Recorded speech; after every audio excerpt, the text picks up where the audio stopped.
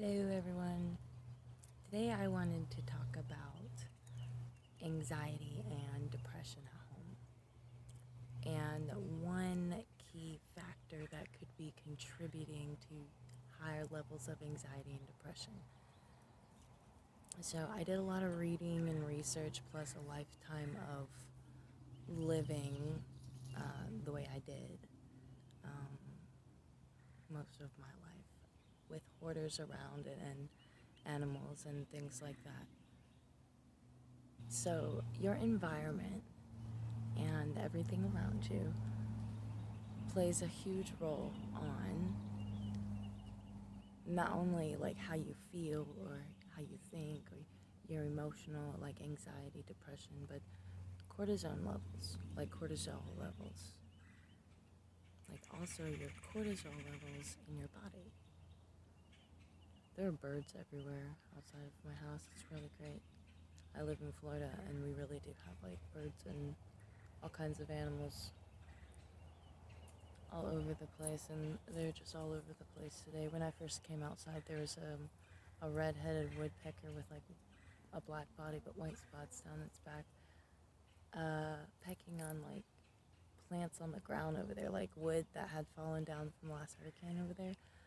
And I was watching it, and when it flew away over the fence, it had flew near a male cardinal, which they're completely red. So that was pretty cool. They're all over the place today. But let's talk about cortisol. That is a steroid hormone your body produces when you're experiencing stress and anxiety. So, the more cortisol you have in your body, the more likely you are to experience anxiety and stress and just not so good feeling. Also, studies have shown that your environment and the things around you and looking at unorganized things can contribute to you having higher levels of cortisol. And this can affect you emotionally, mentally. This can pour out into your relationships, romantically and at work, messy relationships.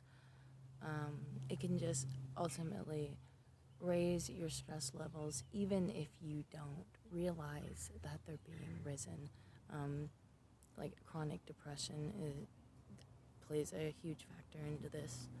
So I also live outside near an airport. It's like 5 to 10 miles away, but there's like a roadway or airway above my house where they come and go. So and there's like a highway 3 blocks over, and sometimes jackasses like to race up and down the highway, and they've got really loud engines, and they're just really loud.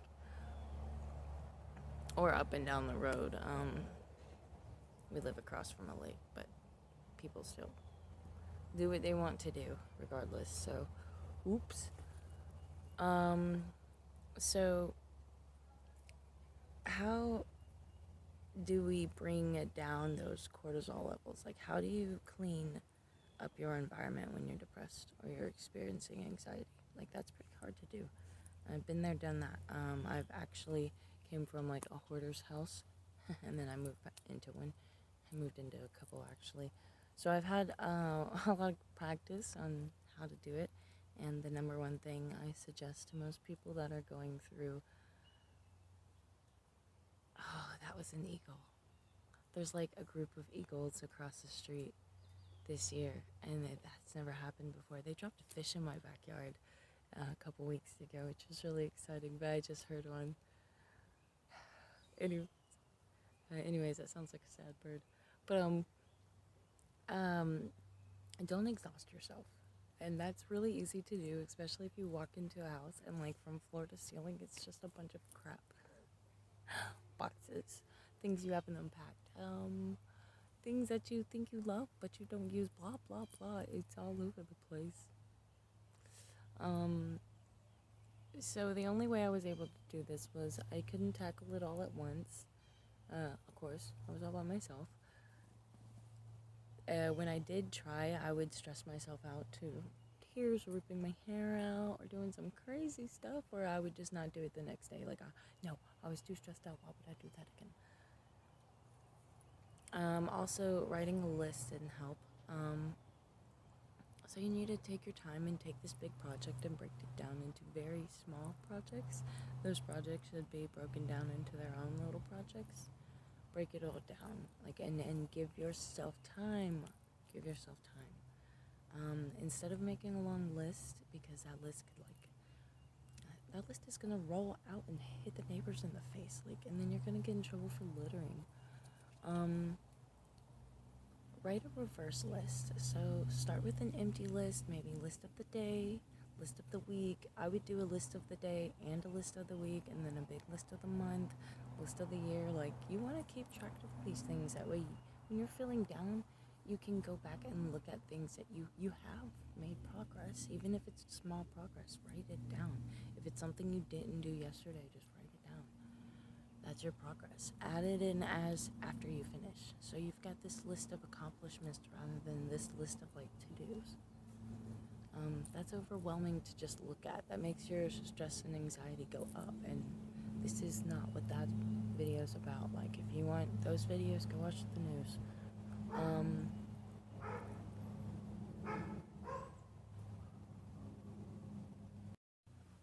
Okay, now that the dogs are done,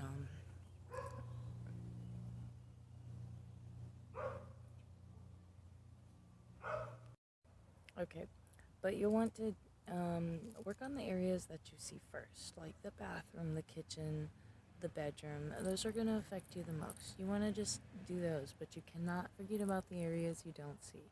Once you're done with the areas you can see, you don't want to just like quit. That's where you do need a list for like a year list or something. That's like your goal list.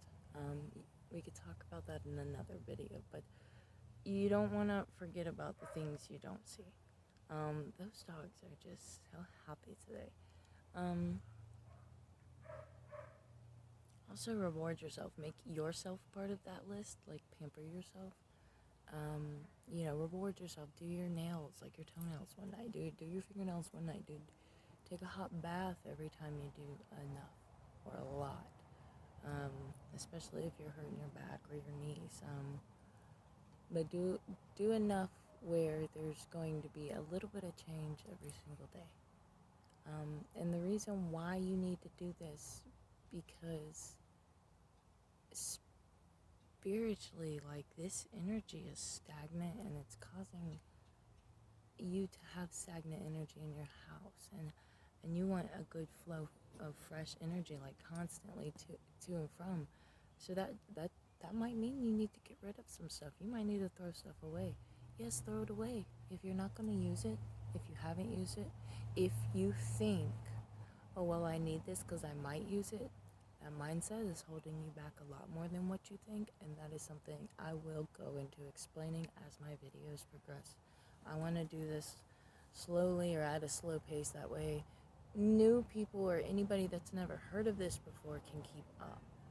But I want to ultimately help you progress in your life, mentally, emotionally, romantically, successfully, spiritually, like everything. I've made it my responsibility to give the information out that I know. Otherwise, why am I even here? Why did I go through everything? Just to keep it all to myself? No. So yeah, work on your environment. Like, let's get that energy, like the energy and the vibration in your house, like, up. Let's get it flowing. Let's get in it. Like, even if it takes you a really long time to do this, you just need to start. Pick a starting point every day. Just the act of improvement, the act of just doing a little bit here and there, raises it. The act, it raises your vibration. It brings down the cortisol levels. It makes you feel good. and it gives you like a little bit of willpower and encouragement to keep going once you start seeing a little bit of progress here and there. And then you get carried away with it, and you're buying curtains and paint and rugs and starting to make improvements you thought you would never get to.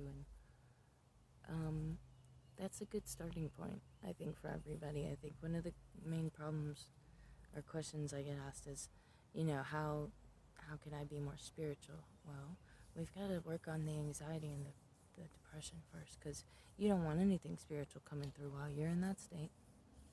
No, no, no. Sun's kind of blinding me right now. But yeah, I'll tune back in with my first few paranormal experiences, where it all started for this time, life cycle, blah, blah, blah. Look at my cat. He's like 15 years old. He's the old man.